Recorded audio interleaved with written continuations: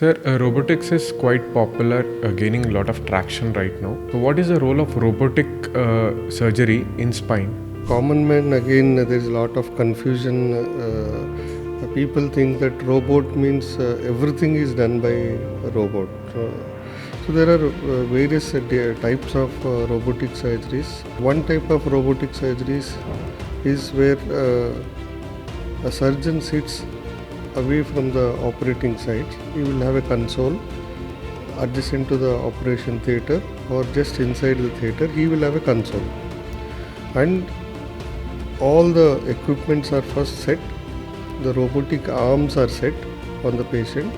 Then he sits on the console and he operates. It will be like a joystick movement where he will use all his fingers with operating the seeing. So the arm movement is done by the robot on the patient. There will be multiple arms, like say 6 to 8 arms will be there. So each arm carrying each instrument, one arm suction, one arm equipment holding the. So how a laparoscopic surgery, 3, 4 or 5 ports instruments are put in the abdomen to operate. So these instruments are held by a robotic arms, and a person managing these arms will be sitting somewhere in the console and will be operating.